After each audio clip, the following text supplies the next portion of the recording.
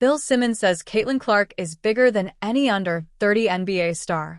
One of the most popular talking points during last year's NBA season was who the next great superstar of the league will be to take the torch from the generation of LeBron James, Steph Curry, and Kevin Durant.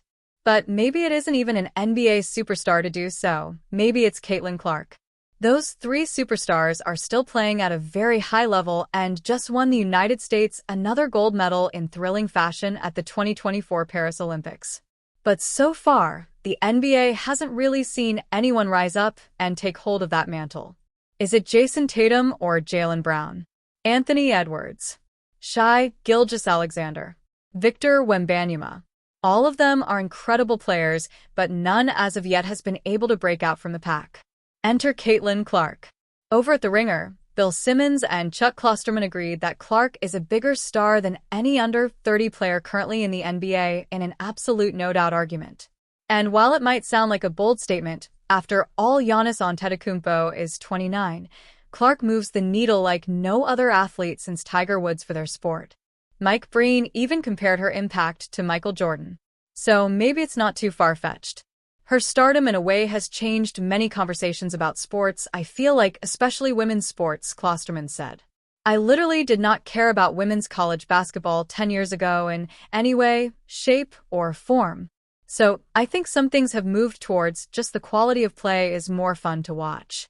She seems to be some sort of catalyst that is like before or after, and now we're in the after, Simmons responded. Part of it is it's real difficult now for a guy to become famous in basketball at the collegiate level. It still seems very plausible for a woman, Klosterman remarked.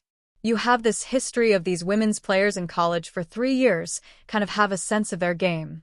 So when they come in the WNBA, you know what they can do, Simmons added.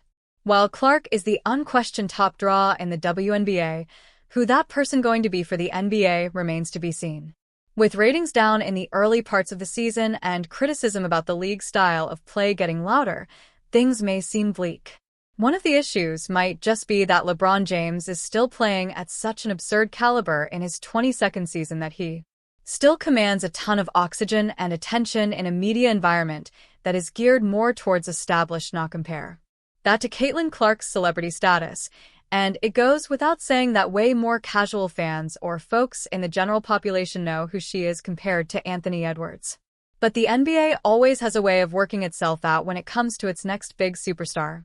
Magic and Bird led to MJ, who led to Shaq, and Kobe, who led to LeBron and Steph. The next passing of the torch will come in due course. But right now, it's all about Caitlin Clark as a once-in-a-generation athlete. She's going to have her own torch shining brightly for years to come, than trying to establish up-and-comers. As Lionel Messi's impact trails Caitlin Clark, USMNT legend warns Apple deal is making MLS out of sight.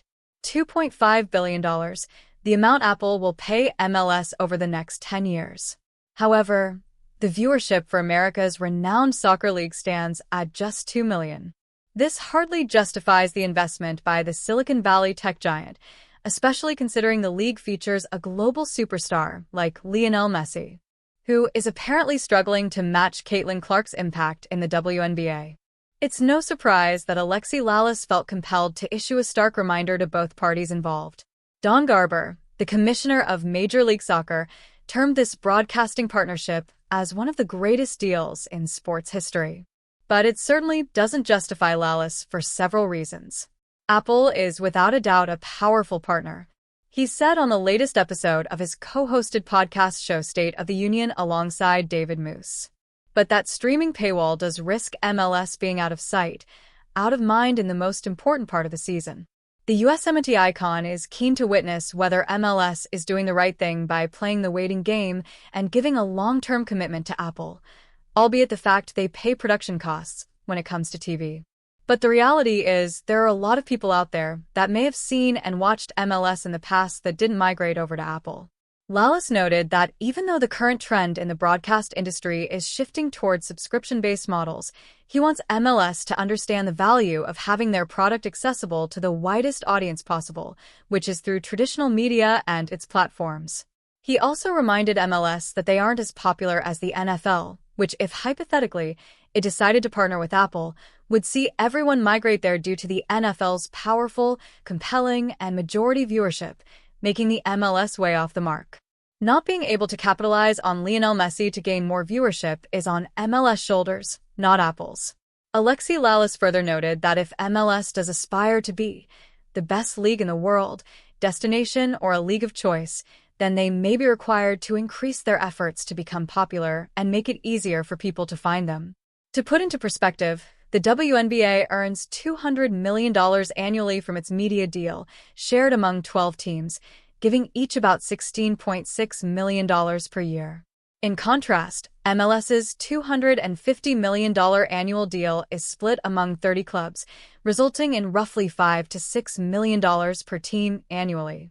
Additionally, the WNBA gains greater exposure through prominent channels like ESPN/ABC, attracting casual viewers, while MLS is hindered by its paywall placement, clearly defining how they are lagging behind.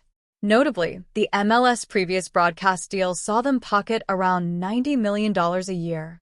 But in reality, it was accessible to people who wanted to watch the matches. Did they get it wrong? I don't know, and we probably won't know. When I think about the future and what's going to change, I don't know, concluded Lalas on a confusing note. Not to mention the kind of atmosphere there already is in the MLS due to the presence of big names like Lionel Messi, Luis Suarez, Oliver Giroud, and more. Then again, it's something that both Apple and MLS have to figure out. What are your thoughts on this? Sound off in the comments.